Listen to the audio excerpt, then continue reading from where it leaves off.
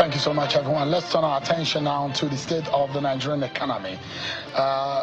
Your ability to put food on your table, your capacity to purchase, which is your purchasing power, under this government, the promises they've made and where we are at, they said tough times we will see, but then we will make the curve and we'll be experiencing a finer and a better situation. Are you, as a citizen? Let's speak to a man who is in the know. He's been around for a while when it comes to national duty and the awareness of the state of the nation. Professor Utomi is a political economist and is live for us in Lagos. Thank you so much, Prof, for joining us. Let's begin the conversation, and I'd like to make it as simplified and as straightforward as possible, in a language that a lot of my viewers can understand.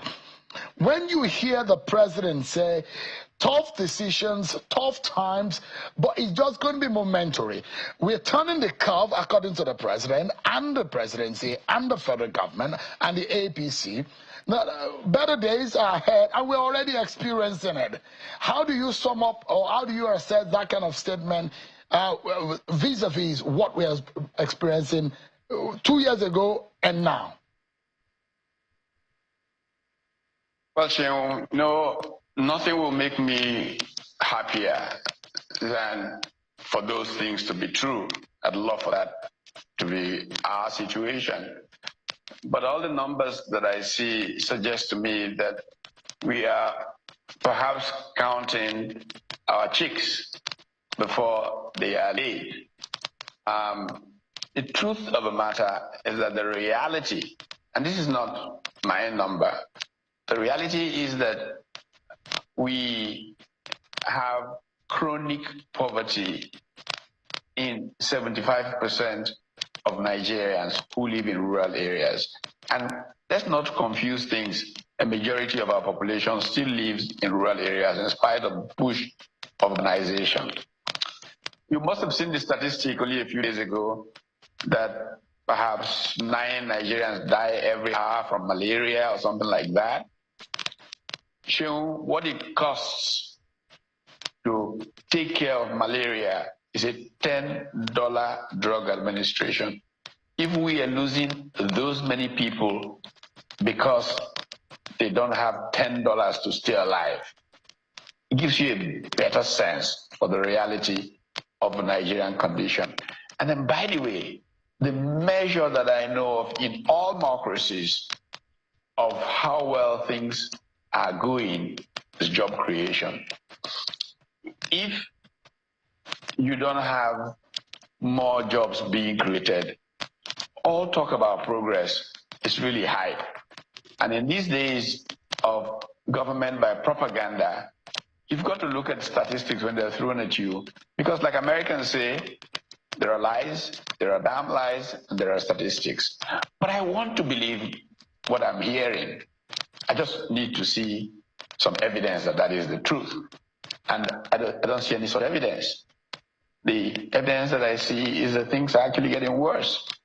And I understand politics and propaganda, but I think that the sooner we can get together as citizens, statesmen from the same country, in the quiet of some room and speak truth to each other and use it to work, the easier it will be for us to save our country. But Prof, our country does need saving. Prof, let's look at, you're talking about the numbers.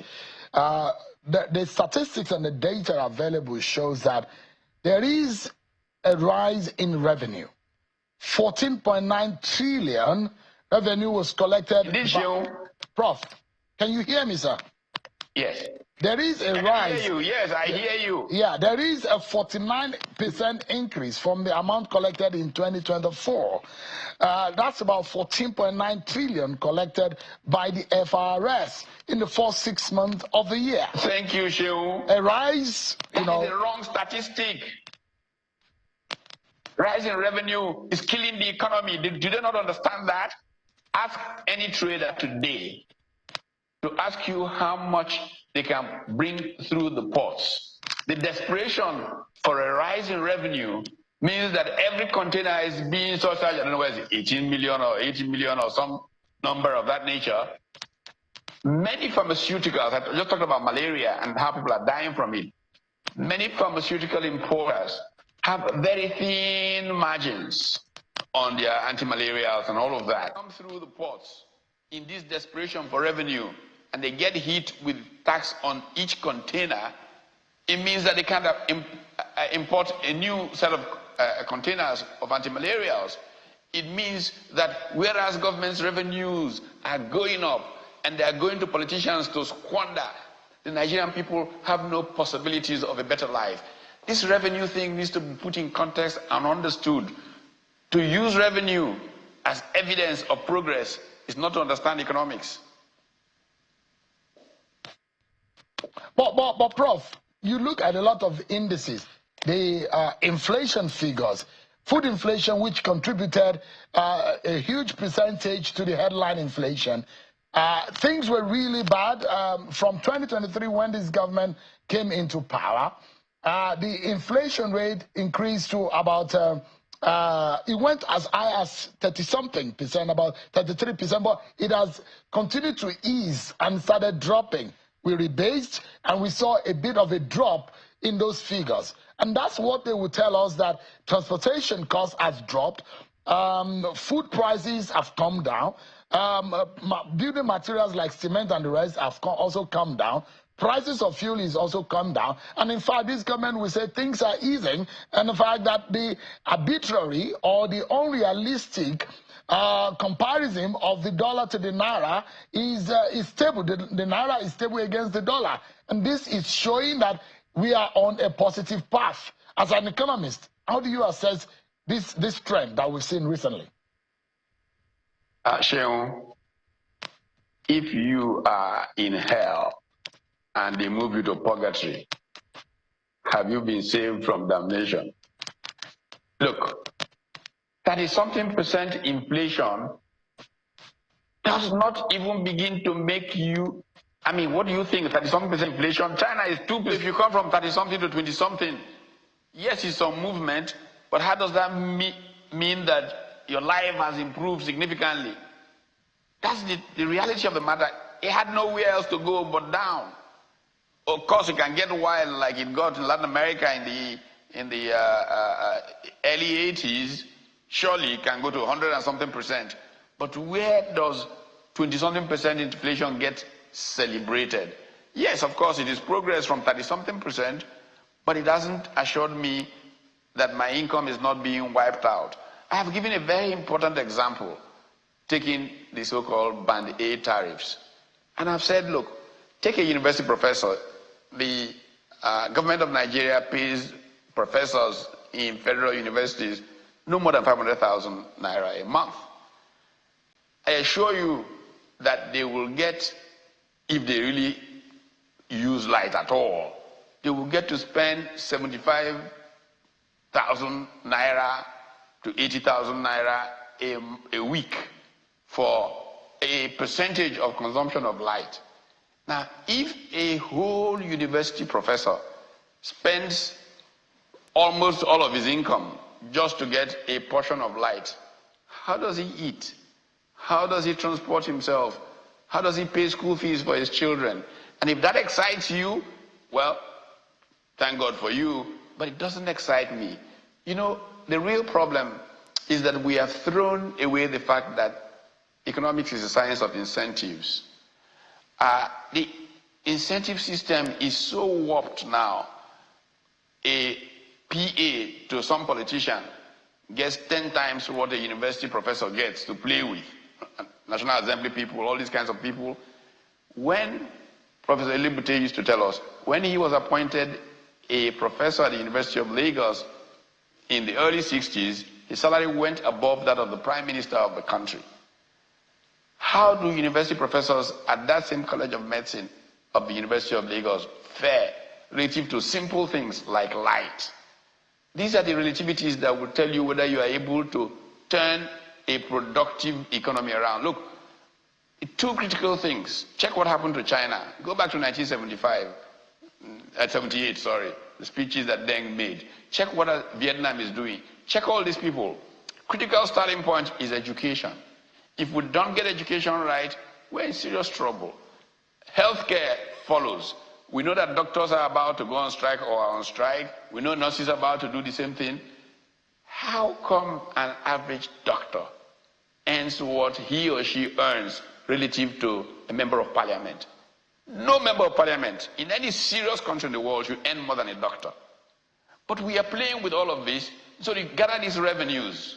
We're excited to say, so what do we do with the revenue? We use it to get politicians to act, and we don't get the economy to be productive. Yes. I'd like to ask you a question, because a lot of our viewers tonight who do not have a deeper understanding and knowledge of how the economy works, but what they feel is the impact of the decision of the policy makers on the economy of their pocket and the food or the quality of food on their table, or whether or not the food is even available. But look, this government says we are on the path to recovery. And I'd like to ask you, what are these things that you think they are doing wrong? Because as a people, is our nation, either we like the face of those who are in government. We need numbers, when, how much, and that kind of thing, so we know whether we are... Yeah, there's a ramped up of figures in oil production. We saw inflation going down that trend. The naira-dollar FX relation of our economy, the fiscal part of our economy, and a whole lot of those things that this government will list for you as improvement and stability that we are experiencing. And they say, look, it's a tough path, then we start experiencing the benefit. But can you mention to us, Prof, for example, 1, 2, 3 things you think they have done wrongly that have harmed this economy, and what do you think they could have done? Because as much as we know, this nation belongs to all of us. Either we like the face of those who are in power or not. We need to focus on what needs to be done and done better. And I love the face of everyone, in power or out of power. All I want us to do is have a conversation that will make the country run better. And I give you a few straight examples. Food is the ultimate. When people can't eat, you know, anything can happen. And so how do you ensure that food prices crash completely, not it's lower than last year by so much? How do you ensure that people can eat? Because what I know is that most people cannot eat right now. And I think Senator Dino Melaye, who was speaking to you, said a few things about that kind of stuff. Now, I would get in place a security system that will assure that we can put millions of people to the farm, cultivating that which will produce food, legumes in 90 days and all of that, ensure that they have the protection, that nothing will happen to them, give them incentives to leave their huts and go and plant those legumes, give them support, farm support. The way Vietnam moved people up to the middle lands and suddenly they were a major player in agriculture, it can be done in a very short period of time. Focus resources of the country in trying to boost production, not in sharing money to political office holders. You still don't seem to get the point I'm making about the prioritizing of this country, that most of our resources are going to the most non-productive sectors, the political class, for example. And we need to get the resources that are available to go directly into ramping up food, first of all, and then the value chain from those factor endowments around agriculture. And I give the examples. Every time I talk with you, I come to some of these examples. I will go to Northwest, and I'll take gum arabic, I'll take dates, and I will boost production in the kind of way I've talked about in intervening. And as the production comes, we do processing, the value chain locally. We take the education of people in the northwest of Nigeria, and we know that leather goods are a major light manufacturing possibility. We look at how they can get a greater yield from hides and skin and leather, improve the ecosystem, put champions to work. And look, if the yield does not improve by so much, this is a consequence. And when the yield increases by more than so much, this is an incentive, further incentive for you. And we'll boost we'll sign agreements. The Chinese have been ready for a long time for deals that will facilitate light manufacturing in Nigeria. Nigeria gets in the way of the agreements.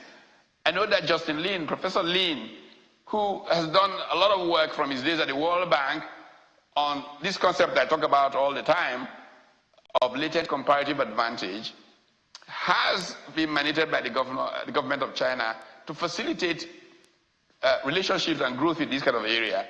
But we can't act well and quickly enough and seriously enough to enable that to move forward very quickly.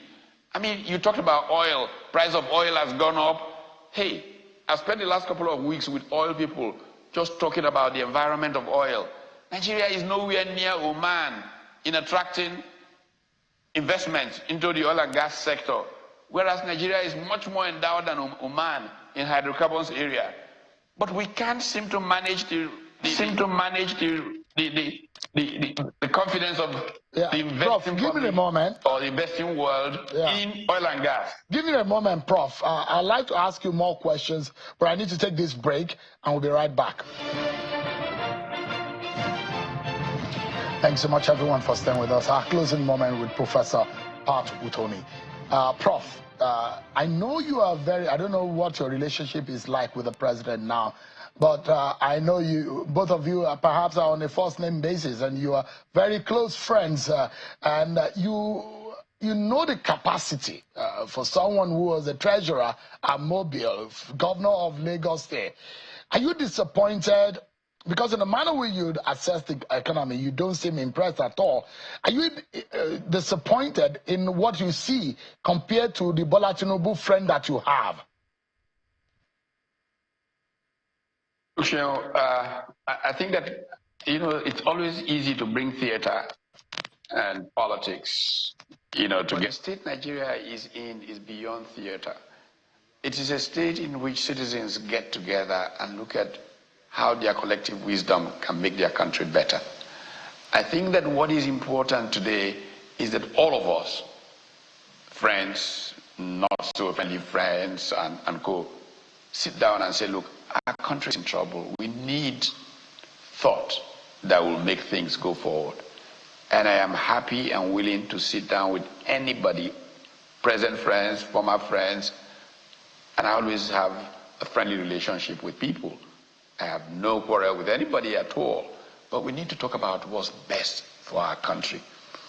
The problem we have is a triumph of politics. There's too much politics that's preventing us from thinking and acting in the interest of the common good of all. Let's tone down politics. Let's talk development. Until we can imbue a political class with a developmental state mindset, we're in serious trouble. And I think that the problem of Nigeria right now is the triumph of politics. We have not chosen to look at people, and people count. I understand. I have just 60 seconds to close, and I have two questions quickly. One is that what worries you? Do you think that we are on a dangerous path if we do not recoil, or if we do not turn back on the path that we are treading under this government? I think so, not because they want to be terrible, but because they've, again, let politics take over too much. I keep talking Republic, Germany, and what led to Hitler's emergence. It is insensitivity to certain things and not making them happen that plays the community into the hands of people who can be extremists. And suddenly everybody wakes up and finds that, wait a minute, how did we get here? It shouldn't have happened, it couldn't have happened. So you need a certain level of political sagacity to overcome the kinds of trends that we're seeing. Small appointments, breaking the constitution, not retiring when people should retire at an age, and extending people, not extending others. Those things are dangerous for institution building and for the future of any country. We are totally out of time, Prof. So my second question, I'm afraid, I will ask you, but I don't know if you can answer. Is that, are you joining the ADC or you are working with the Labour Party? I am groups of people, extraordinarily gifted Nigerians who are not in the old guard that is sometimes people feel suspect about, Dino and his friends. I'm going to bring them, and I'm going to bring a new generation of 30-something-year-old bright people who want a new Nigeria, and I'm going to bring all of them together and bring them into ADC and say, this or nothing. If you guys want to retreat, retreat. But this is the future of Nigeria. Future of Nigeria. Professor Utomi, an elder statesman, but who is not tired in the state of the affairs of this country and the political economies. It's always a pleasure talking to you, Professor Utomi. Thank you so much indeed for your time. Great talk with you, Sheon.